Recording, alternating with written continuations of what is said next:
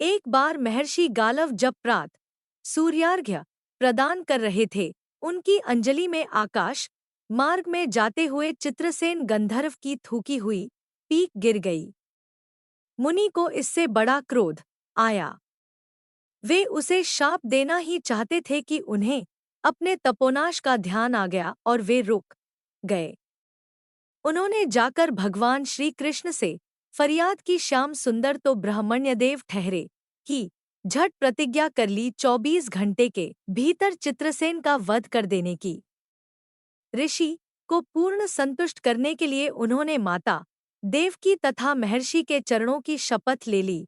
गालव जी अभी लौटे ही थे कि देवर्षि नारद वीणा झंकारते पहुंच गए। भगवान ने उनका स्वागतातिथ्य किया। शांत होने पर नारद जी ने कहा, प्रभो, आप तो परमानंद कंद कहे जाते हैं। आपके दर्शन से लोग विषाद मुक्त हो जाते हैं, पर पता नहीं क्यों आज आपके मुख कमल पर विषाद की रेखा दिख रही है। इस पर श्याम सुंदर ने गालव जी के सारे प्रसंग को सुनाकर अपनी प्रतिज्ञा सुनाई। अब नारद जी को कैसा चैन आनंद आ गया। झटपट चले और पहुंचे चित्रसेन के पास। चित्रसेन भी उनके चरणों में गिर अपनी कुंडली आदि लाकर ग्रह दशा पूछने लगे। नारद जी ने कहा, अरे तुम अब यह सब क्या पूछ रहे हो? तुम्हारा अंतकाल निकट आ पहुंचा है। अपना कल्याण चाहते हो तो बस कुछ दान पुण्य कर लो। 24 घंटों में श्री कृष्ण ने तुम्हें मार डालने की प्रतिज्ञा कर ली है। अब तो बेचारा गंधर्व घबराया। वह इधर उधर दौड़ने लगा।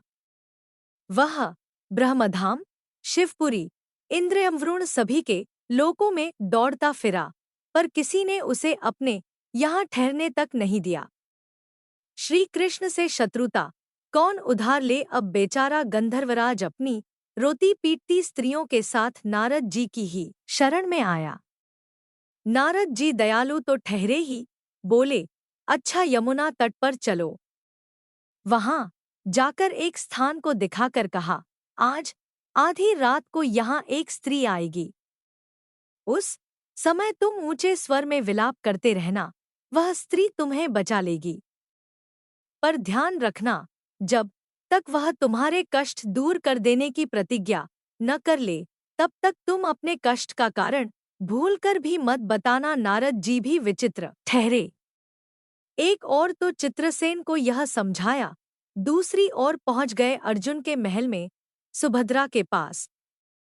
उससे बोले, सुभद्रे, आज का पर्व बड़ा ही महत्वपूर्ण है।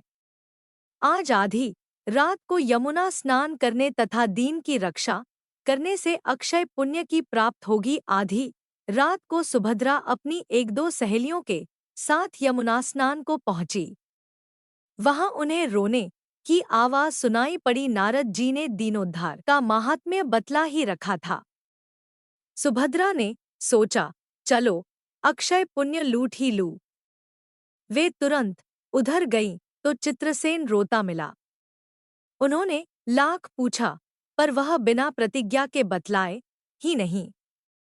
अंत में इनके प्रतिज्ञाबद्ध होने पर उसने स्थिति स्पष्ट की। अब तो यह सुनकर सुभद्रा बड़े धर्म संकट और असमंजस में पड़ गईं। एक और श्री कृष्ण की प्रतिज्ञा, वह भी ब्राह्मण के ही के लिए, दूसरी ओर अपनी प्रतिज्ञा अंत में शरणागत त्राण का निश्चय करके वे उसे अपने साथ ले गईं। घर जाकर उन्होंने सारी परिस्थिति अर्जुन के सामने रखी। अर्जुन का चित्रसेन मित्र भी था। अर्जुन ने सुभद्रा को सांत्वना दी और कहा कि तुम्हारी प्रतिज्ञा पूरी होगी। नारद जी ने इधर जब यह सब ठीक कर लिया, तब द्वारका पहुंचे और श्री कृष्ण से कह दिया कि महाराज, अर्जुन ने चित्रसेन को आश्रय दे रखा है, इसलिए आप सोच विचार कर ही युद्ध के लिए चलें। भगवान ने कहा, नारद जी, एक बार आप मेरी ओर से अर्जुन को समझाकर लौटाने की चेष्टा करके तो देखिए। अब देवर्षि पुन दौड़े हुए द्वारका से इंद्रप्रस्थ पहुंचे। अर्जुन ने सब सुनकर साफ कह दिया, यद्यपि मैं सब प्रकार से श्री कृष्ण की ही शरण हूँ और मेरे पास केवल उन्हीं का बल है, तथापि अब तो उनके दिए हुए उपदेश क्षात्र धर्म से कभी विमुख न होने की बात पर ही दृढ़ हूँ। मैं उनके बल पर ही अपनी प्रतिज्ञा की रक्षा करूंगा।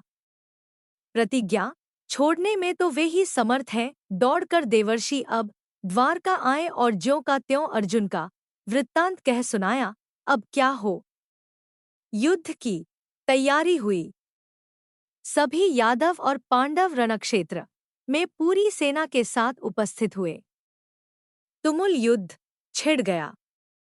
बड़ी घमासान लड़ाई हुई, पर कोई जीत नहीं सका।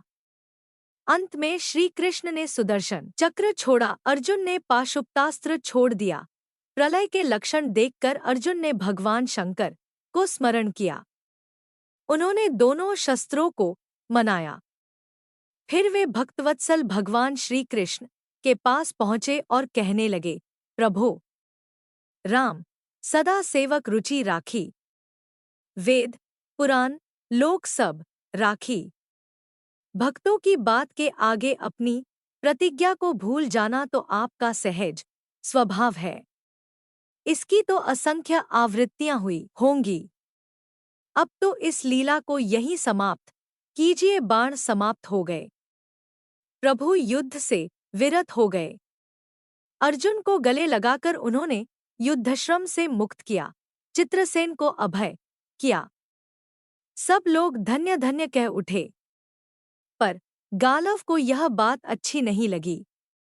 उन्होंने कहा, यह तो अच्छा मजाक रहा। स्वच्छ हृदय के ऋषि बोल उठे, लो मैं अपनी शक्ति प्रकट करता हूँ। मैं कृष्ण, अर्जुन, सुभद्रा समेत चित्रसेन को जला डालता हूँ। पर बेचारे साधु ने ज्यों ही जल हाथ में लिया, सुभद्रा बोल उठी, मैं यदि कृष्ण की भक्त हूँ और अर्जुन के प्रति मेरा प्रतिव्रत्य पूर्ण हो तो यह जल ऋषि के हाथ से पृथ्वी पर न गिरे। ऐसा ही हुआ। गालव बड़े लज्जित हुए। उन्होंने प्रभु को नमस्कार किया और वे अपने स्थान पर लौट गए। तदनंतर सबो अपने अपने स्थान को पधारे।